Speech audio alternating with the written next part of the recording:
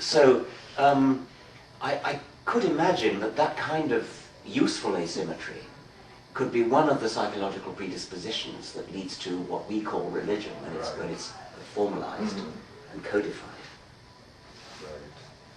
Right. I think this kind of work is really important to try to understand the ubiquity of religious means. Yes. Here's another question for you. And I think this is an important question for all of us to try to get a handle on, and maybe you can help us. Are you optimistic or pessimistic about our ability to control the damage we are doing to the environment in the world? Some people believe, and I have some sympathy for this view, that a lot of the changes that are occurring are, we don't really see them. We cannot predict them. They are too complex. The effects of the kinds of things we are doing, industrial processes, release of gases, the synthesis and introduction of very strange new kinds of molecules and chemicals and substances that the world just hadn't seen before into our environment. There are many, many things that are unexplained. For example, the allergy rates have been going up tremendously in the last 100 years, and no one really knows why or what. One can speculate. Every day one hears in the news about some strange thing, like the bee population being suddenly decimated recently.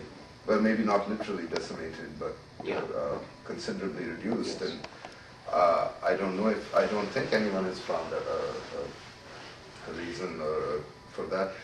So there are all kinds of things happening, and I sometimes feel like maybe it may be beyond us by the time we realize what's really good. First of all, we may never realize, in the case of some questions, that there might be such complex interactions going on chemically that we may not know. How do you feel about this? I think there are two sources of pessimism, and one you've been expounding. The world and predicting the future may be too complex, even for the best science, for the best computer models, and that's one source of pessimism. But even if we got that right, even if the best science in the world did indeed correctly predict the future outcome of various courses of action, and therefore what's the best action we as humanity should take, we've then got a whole new other source of problem, which is, having identified the best course of action, how do you persuade people to do it? Because it's one thing for the best scientists in the world to know what the best course of action is, assuming that that can be done. But then you've got market forces to contend with, you've got people's inherent self-interest, you've got rogue politicians in rogue states, which might actually be very big and powerful states like the United States. The best scientific advice that the United States president can have is arguing very forcefully about global warming, and the present US government is much more interested in listening to the interests of big business. And so, and if you can't even persuade the president of the most powerful country in the world of what the best scientific advice is, how could you hope to persuade the likes of Saddam Hussein or Idi Amin? And let alone individuals who might be asked to use less gasoline, for example, in the interest of everybody. And you've got a tragedy of the commons. You've got, why should I limit the tiny little bit that little difference I can make as a user of gasoline is so trivial. I'll do it as long as everybody else does, but everybody else isn't, so I won't bother.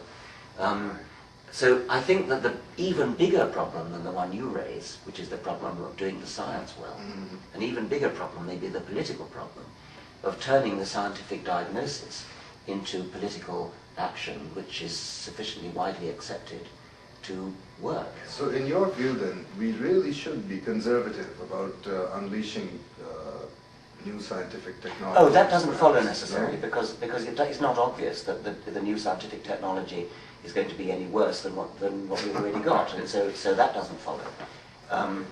But I mean, I think we certainly should be doing research to try to get the best prognostications we can, limited as they are, and try to improve our modeling, try to improve our methods of doing it. And then then we face the political problem of persuading. But what about this problem of substances? That, for example, they recently tested the water, I think in Washington, D.C., and found at least 6 pharmaceutical substances, including high levels of a certain antidepressant or something. Yes. I mean, they're tiny, trace amounts, and nothing near the Yes. doses that are prescribed for people who actually need this medication. Yes. But the water supply of a whole city is Yes. and this, don't you think this might have just completely unforeseen kinds of effects? Well, of course I do, yes, and I think that it's very good if scientists can identify these things and call them to the opinion of people who make decisions. And I think a more difficult problem is to get the people who make decisions to act on them. I see. Well, we're at the point where I'll ask you a couple of questions that readers have sent in. I preface my questions with that, especially so that you don't shoot the messenger.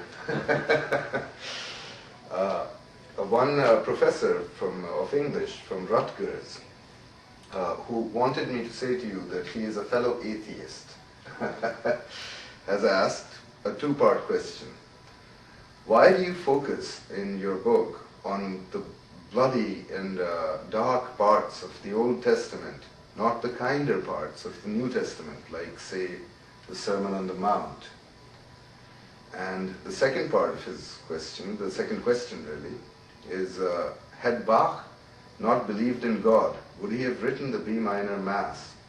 And if not, wouldn't the world be a worse place for its absence? Well, obviously he wouldn't have written the B minor Mass. That's not quite obvious actually, because atheists do sometimes accept commissions. Artists tend to go where the money is, and for most of Europe's history, the money has been with religion. So he might well have written the B minor Mass. But assuming that he didn't write that, he might have written an even greater piece of music. He might have written the Milky Way cantata. He might have written the Evolution symphony. No, symphony hadn't been invented then, but you see what I mean. Right. So you cannot possibly, not possibly, it's not obvious that you can credit religion with the great art that's been done in its name, because firstly that's where the money was, and secondly nobody knows what Beethoven's Mesozoic Symphony would have been like. It could have been simply glorious. In any case, of course, it's a fallacy, and your correspondent clearly doesn't fall into that fallacy. It's a fallacy to think that just because something can inspire great art, that makes it true. Falsehood can inspire great art, of course. The first question, why pick on the bloody passages of the Old Testament rather than the more humane passages of the New Testament? It's awfully easy to pick and choose your scriptures, and if you do pick and choose your scriptures, then you can put together a nice anodyne collection of sayings, which you decide which you pick and choose, by the way, on the basis of a modern, non-biblical, non-religious consensus of what's morally and ethically acceptable. But we are beset by, surrounded by, people in this country, in the Middle East and elsewhere, who really do take the scriptures, every word of them literally, and who have great power. The United States has, according to Gallup polls, about 50% of the population of this country believes that the world is literally 6,000 years old. Stark raving bonkers, and yet it's half the population, according to the Gallup poll. Those are the kind of people, I mean, the only reason for that 6,000 years, literally the only reason, is that's for their interpretation of the book of Genesis. So they take every word of the Bible seriously.